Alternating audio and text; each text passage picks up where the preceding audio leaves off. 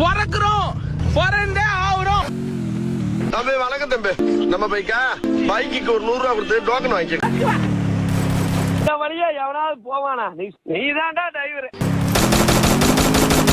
நீங்க அம்மா வாங்க சார், வாங்க சார், வாங்க சார். என்ன சார்? நீங்க ஏன் சார் வந்தீங்க? வாங்க வாங்கன்னு கூப்பிட்டீங்களே.